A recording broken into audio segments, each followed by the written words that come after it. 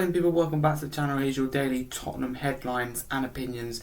If you're new to the channel, please do like and subscribe. Let's crack straight into it. So if you're unfamiliar, because these are new to the channel, first part of the video will be headlines, and second part of the video will be dissecting them and giving my opinion and getting you guys involved. So let's crack straight into it and go through your reports in the last 24 hours or so. Firstly, Give Me Sport report that Manchester City want Jack Grealish's wages around 300k a week covered in full by any club taking him on loan this summer. Football London report that unless another attacker leaves Tottenham, Spurs have no plans to sign a replacement for captain Heung-min Son. Thomas Frank has taken a real shine to Wilson Odobert already at the club. Give Me Sport report Tottenham are contemplating a move for Manchester City forward Savinha. The recruitment team identified him as a player with unpredictability in the final third and creativity, the profile and attributes that Thomas Frank once signed at the club. Next, the report from Corriere dello Sport states that Fabio Paratici has contacted Bologna sporting director Giovanni Scrittori to facilitate a deal for Tottenham's Brian Gill. Bologna are now keen on the player, who Tottenham are willing to loan with an option to buy. The option would then become an obligation if certain conditions are met. This may include Brian Gill signing a contract extension with Spurs first. Next, Sky Sports News report that Tottenham had a bid of €40 million rejected for Nico Pass. Como wants €70 million. Next, report from PA Sport states that Tottenham have not bid for Nico Pass, despite reports in Italy to suggest that they have. Next, report from the Daily Mirror states that Monaco's Magnus Achikure has been scouted by Tottenham Hotspur, but it's unclear whether he's an active target for the club in this window or not. Give Me Sport report that Tottenham want to sign another centre-back even if Christian Romero stays. Next, Sky Sports report that Como are attempting to remove the clauses that Real Madrid have for Nico Pass. Real Madrid are entitled to match any bid that Como accept for the midfielder or earn 50% of the fee they receive. Como wants €70 million for the player, but Tottenham will have to reach €60 million to even begin negotiations. Tottenham Hotspur have confirmed that James Maddison will undergo surgery for a ruptured anterior cruciate ligament ACL in his right knee. Next, the report from the Athletic UK states that Tottenham Hotspur are interested in Como's attacking midfielder Nico Pass. Spurs have considered a move for the 20-year-old, but have denied making any bid for the player following reports in Italy on Thursday morning suggesting otherwise. Como have no intention of selling the Argentinian international though. Next, the Daily Telegraph report is understood that Tottenham Hotspur will look to compete with Newcastle United in a bid to sign striker Nicholas Jackson, but this is only in the event if Spurs sell Richarlison during this summer transfer window, otherwise it's a non-story. Thomas Frank believes Tottenham lacked energy in their defeat to Bayern, but insists his Spurs side will be 100% ready for PSG. Thomas Frank said, "We will reflect on the game calmly and make sure we are ready for the final next." Sky Sports report that Real Madrid have an option to match any offers of Nico Pass or take 50% of his transfer value.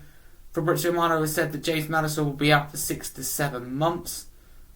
For Thomas Frank said he's not worried about Destiny Udogi's injury and will have to see whether he'll be fit to start whether he's fit to start the season or not in the next few days. Frank says he hopes quite soon he'll have Dominic Solanke available, and he said that Dejan Kulusevski is out for a long time.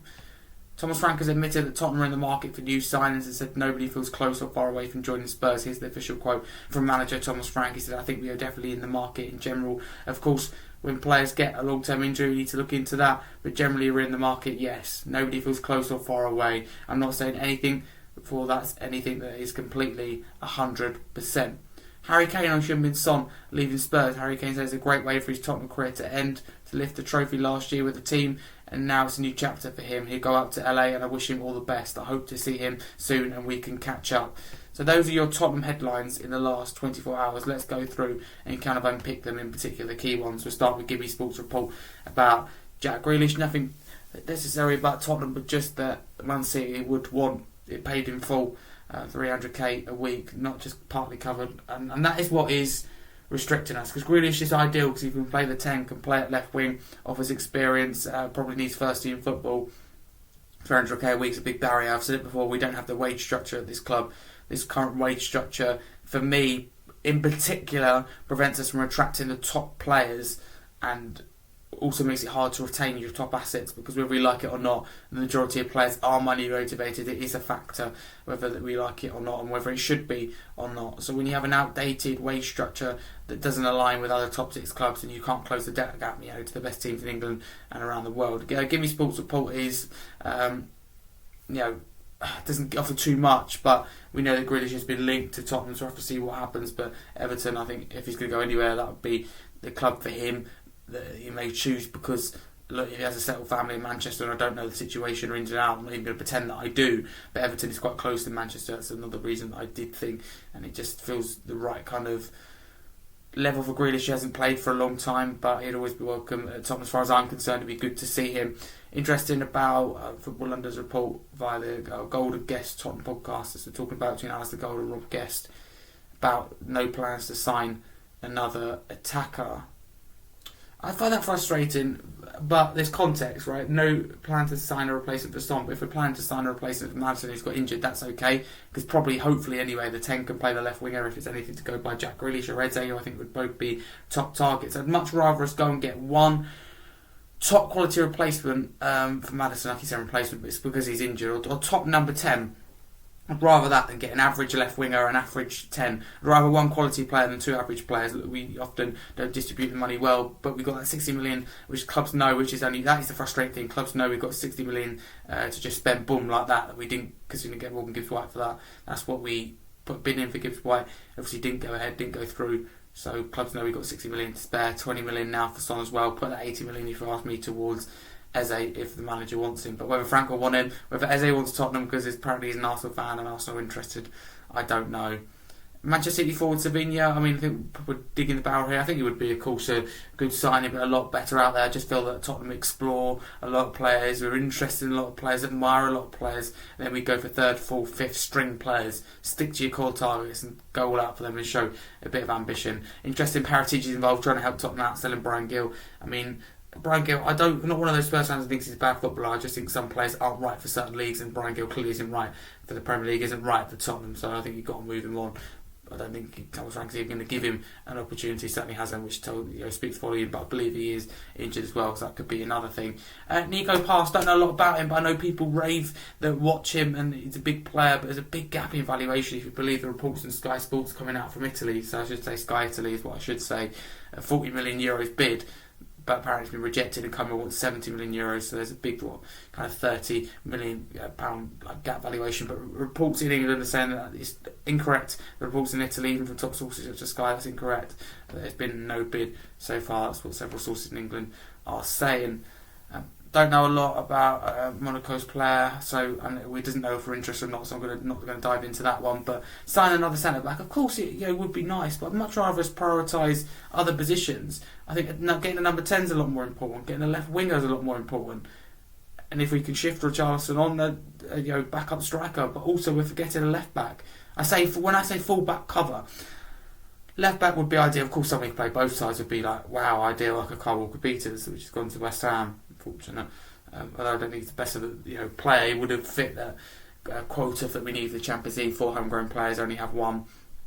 Dennis Serkins may be someone that does happen just to tick boxes, which is frustrating, but I want a top left back to be able to compete with a doggy. I like Davis, I like his experience. I think we should keep him maybe for the experience point of view, but not in terms of the footballing side of things. I don't want to see him start too many games. So I don't think we need to sign another centre back. Apparently going to want to, even if Romero stays. I just would rather the budget be spent elsewhere, but that's just the way I look at it. The Nico Pass deal looks complicated with a clause he has with Real Madrid, so I don't think it will happen. James Maddison, absolutely devastated for him. I think the injuries come at a really bad time. New manager Thomas Frank, he must be absolutely devastated, because I certainly am for him, and that just means we need to. It's a priority position now for the number 10. So I wish a speedy recovery to Maddison. Must be really frustrating to miss the majority of the season, so the season could be over before it's even got going. Bold prediction here, maybe. I don't think he'll play this season, and if he does, he's not going to be at his best, because that's the thing with a anterior cruciate ligament injury. It's what they say, 7 to 12 months, or 7 to 9 usually. It can be 7 to 12, but it's going to take probably 12 to 15 months to get match fit and back up to scratch. And I think it's 2 years before we have the risk goes of getting the injury again. So it's really bad for Maddison. The second one as well, it doesn't look good for him. So we need to go out there and get that number 10. Eze just feels right, but of course there's more to it than me just sitting there going, we want Eze. Does the club want him? Does Eze want it? Does Frank want it? So that's what it's all about. Nicholas Jackson, no thanks. As well, say no thanks, not for 65, 75 million euros. That's way overpriced, in my opinion. I'm not saying he's a bad striker or he can be worked on. I think he's a thorn in defender's side, but he can't finish his dinner, and I would rather keep Richarlison at the club. I'm just going to put it there. I don't really rate Richarlison. I really like him as a guy. I really like his work ethic and fights for the badge, and we need someone like that at the club, but Richarlison doesn't lack the quality. He's hot and cold. For me, Richarlison just doesn't have the quality on a consistent basis. That comes back to being hot and cold, but he's also not going to stay fit, which I'd argue probably isn't his fault. But that's just how I feel about the striker situation. But Jackson's not someone that I'd want to see personally. But you may think otherwise. I think the majority of Spurs fans don't think that we should be going for Jackson. So I think that's a kind of joint feeling. Thomas Frank has been quite honest about kind of the transfer window, saying that we need more, no one's close or far away. He's saying that Kulusevski's out for a long time. That is frustrating. Solanke's quite soon. It's a big season for Solanke. We didn't see enough last season. We saw the work ethic, but we didn't see the goals, assists, so we need to see a lot more from that. But he's not worried about Doggy, which is positive. And lastly, Fabrizio Romano reporting that Maddison's 6 to 7 months out. That's what we're kind of saying here. It's an awfully long time to wish him a speedy recovery. But that is your Tottenham headlines in the last 24 hours and opinions. Thank you very much. Do get involved in the comments below with anything you heard in today's video. It's going to be a new daily addition to the channel, so thank you very much for watching. If you're new, like, subscribe. Please follow me at Harry Scarfe too. Of course, also, as I said, like and subscribe to the channel, and a massive come on, you Spurs. Without